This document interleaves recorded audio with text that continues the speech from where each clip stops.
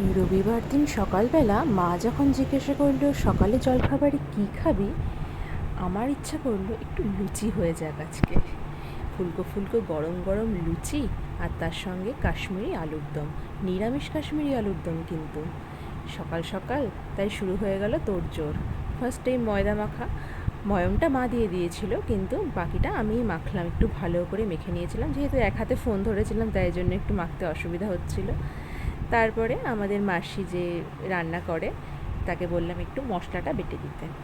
শিলনোড়াতে মশলাটা বেটে দিল। তারপরে উপকরণগুলো নিয়ে নিলাম। এখানে রয়েছে মৌরি বাটা, গোটা গরম মশলা, কাজু পোস্ত, চারমগজ বাটা, আদা কাঁচা লঙ্কা বাটা, কসুরি মেথি, ফ্রেশ ক্রিম, টক দই, গরম মশলা গুঁড়ো, আর এখানে রয়েছে শুকনো লঙ্কা আর তেজপাতা। আরও কিছু ইনগ্রিডিয়েন্টস লাগবে, তার মধ্যে ঘি। ফার্স্টেই সাদা তেল গরম করে আলুগুলো সেদ্ধ করে রাখা অবস্থায় ভাজতে দিয়ে দিলাম। নুন হলুদ দিয়ে আলুগুলোকে ভালো করে গোল্ডেন ইয়েলো করে নেড়ে চেড়ে ভেজে নিলাম। আলুগুলোকে মিডিয়াম ফ্লেমে ভালো করে গোল্ডেন ইয়েলো করে ভেজে নেওয়ার পরে আলুগুলোকে তুলে নিলাম।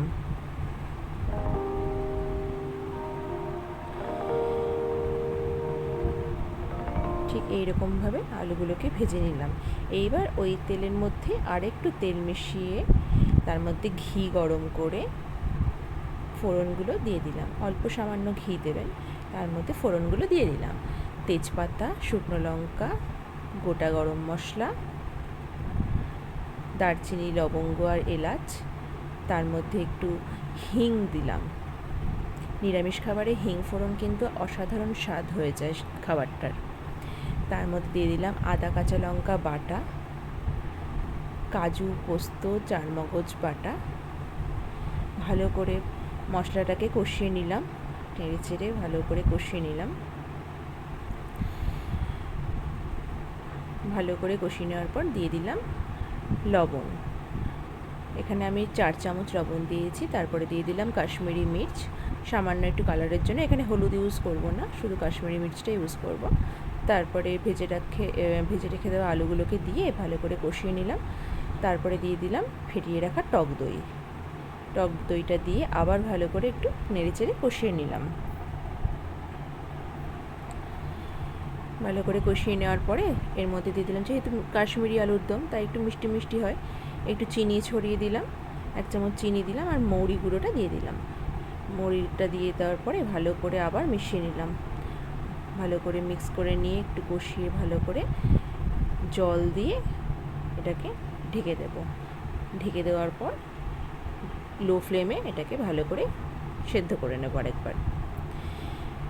লো ফ্লেমে ভালো করে আলুগুলো সেদ্ধ করে নিয়ে যখন ফুটে উঠবে, দেখতে পাচ্ছেন তেলটা পুরো ছেড়ে দিয়েছে, সুন্দর একটা কালার চলে এসেছে। তারপরে দিয়ে দেবো কসুরি মেথি, গরম মশলা দিয়ে ভালো করে নেড়ে চেড়ে ওপর থেকে আর একটু ঘি ছড়িয়ে নেব। আর দিয়ে দেবো আমুলের ফ্রেশ ক্রিম।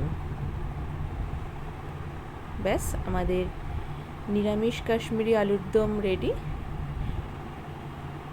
দেখতে পাচ্ছেন কালারটা ভীষণ সুন্দর খেতে হয়েছিল। রবিবার দিন সকালবেলা জলখাবারে এরকম আলুর দম পেলে আর কি চাই। এবার লুচি বানানোর তোড়জোড়। লিচিগুলো মাই করে রেখেছিল, তারপরে মাসি লুচিগুলোকে বেলে দিল আর আমি পাশে ভেজে নিলাম। মাসি একটা একটা করে লুচি বেলে দিল। লুচিটা যেহেতু একটু নরম করে মাখা হয়েছিল, ওই জন্য বেলার সময় আর তেল দেওয়া হয়নি। লুচিগুলোকে ভেজে নিলাম। সব কটা লুচি এত সুন্দর ফুলেছে, ময়মটা এত ভালো দেওয়া হয়েছিল আর মাখাটা এত ভালো হয়েছিল, লুচিগুলো দারুণ ফুলেছে। প্রত্যেকটা লুচি এরকমভাবে ফুলকো হয়েছিল, আর ফুলকো লুচি খেতে ভীষণ ভালো লাগে। আমার আবার লুচি না ফুললে সেটা আর খেতে ভালো লাগে না। প্রত্যেকটা লুচি ভীষণ সুন্দর ফুলেছিল, দেখতে পাচ্ছেন।